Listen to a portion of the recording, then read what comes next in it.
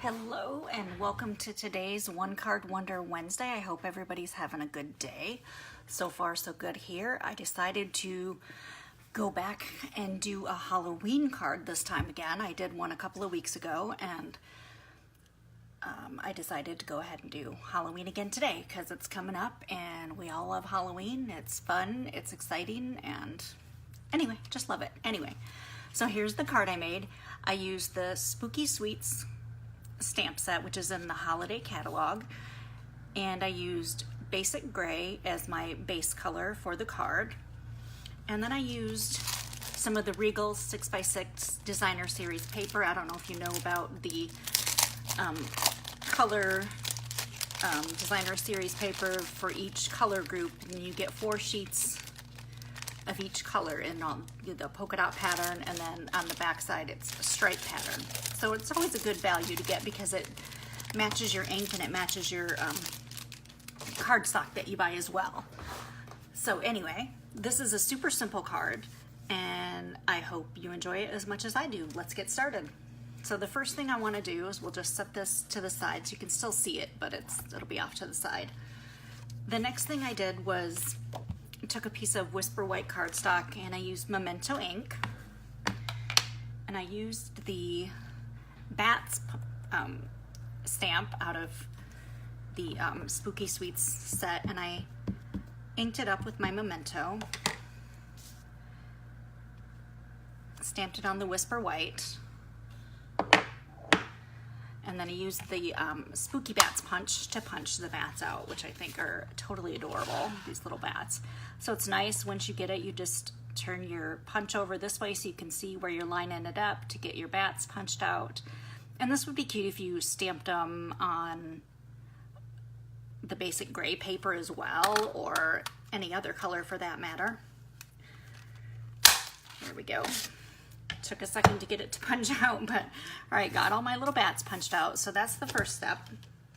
The second thing I did was I cut a piece that is 4 inches wide by 5 1/4 high from the Regal 6x6 designer series paper, and I used the the pumpkin pie color, and you can use either side when you're making the card if you want to do the stripe side or the polka dot. Personally, I just prefer the polka dot. So then the next step with that is I just put my dimensionals on the back because I want this raised up a little bit above the card so you have a little bit of a frame. And I probably should have did my dimensionals earlier and I didn't.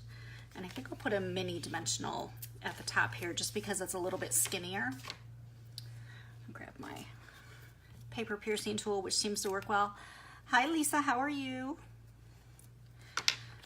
So now that I have that done, I took the basic gray paper, and this is how it's going to set on the paper when it gets done. But I just took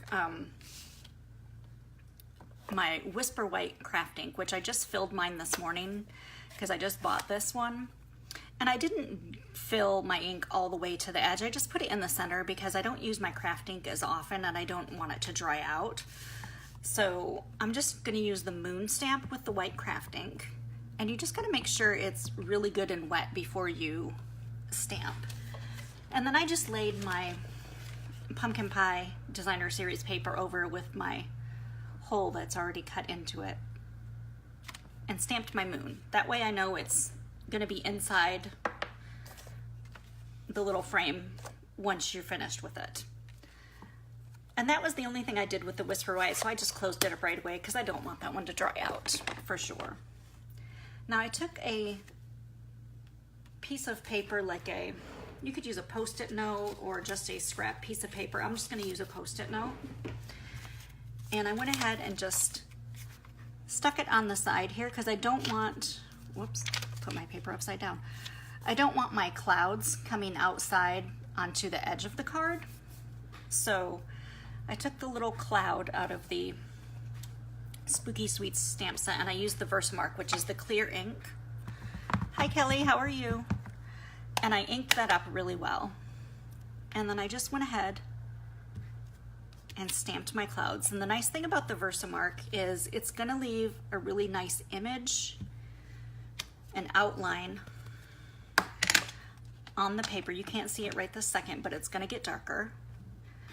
And I'm gonna go ahead and use my heat tool just to dry it, so it'll be a faster process. So you can see once that Versamark dries, it just leaves that same basic gray color that the cardstock is.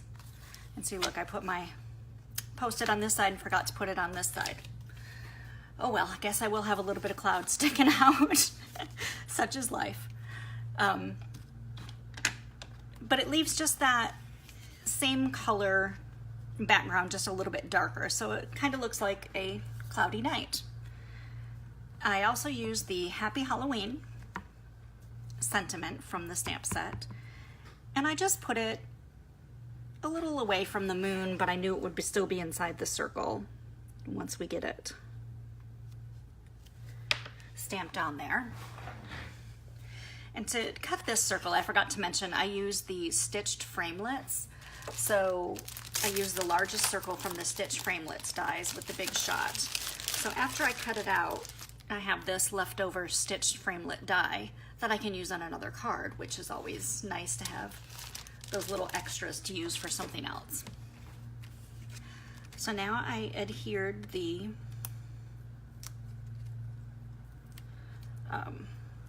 DSP down around my image, because we already stamped our bats and cut those. Those are really easy to cut out. And what I love about that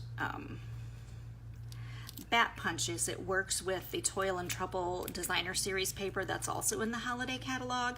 And there's the sheet that has bats on it.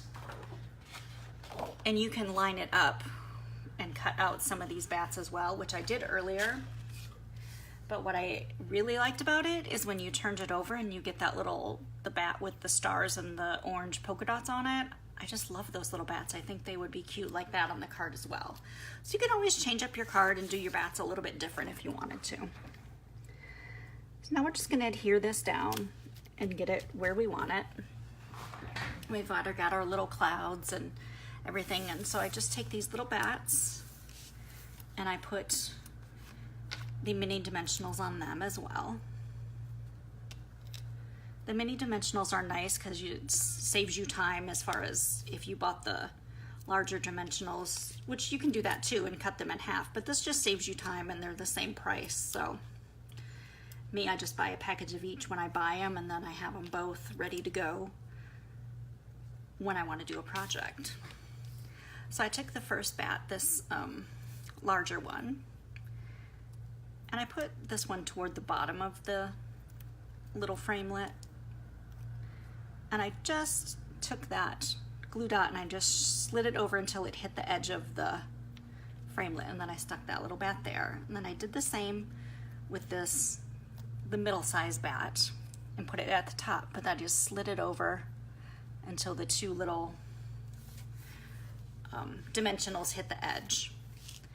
And now the next thing that I did was I took a piece, and I need to cut another piece of this, I guess, from this Toil Trouble Designer Series paper, and I cut it at 1 inch wide and 4 inches across, so it will fit exactly across this piece of Pumpkin Pie Designer Series paper. And I cut a piece of the basic black baker's twine. I cut it at about 12 inches. And I took that piece, and I took just a piece of Scotch tape, and I taped that baker's twine down in the center. And then I just flipped this over and tied a knot in the center. And you're gonna have a little bit of extra, but this gives you enough to,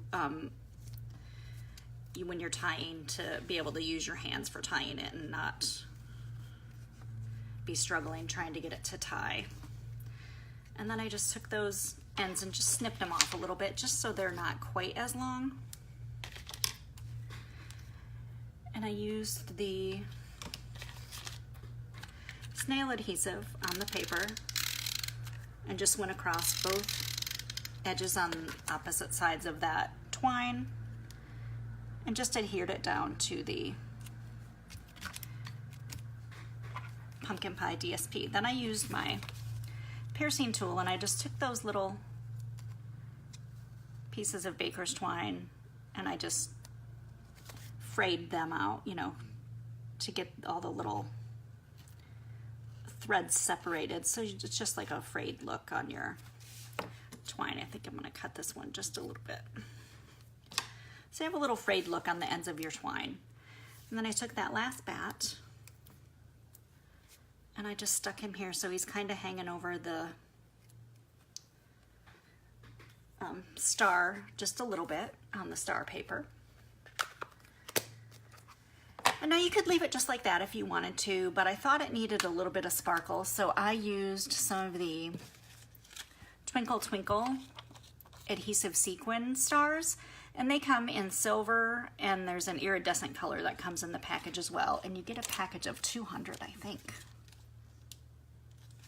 Let me look and see if it says, yeah, it's a package of 200 that comes with it, so you get sheets of the silver and sheets of the iridescent. I just used some of the silver stars and added a couple of stars to my night sky. And you could also use, there's a star stamp in here. You could stamp them in the Whisper White as well if you wanted to. It's just up to you. I keep saying and it's driving myself crazy, so I'm sure y'all are enjoying it too. But anyway, that's a super quick and easy Halloween card you can send to a niece or a nephew or give to your own child or a grandchild, and it's adorable. It could be for a boy or a girl. It doesn't matter. So I hope you have a great day today. I hope you enjoyed this One Card Wonder Wednesday, and I will be back next week with another card. Thanks for watching. Have a good day.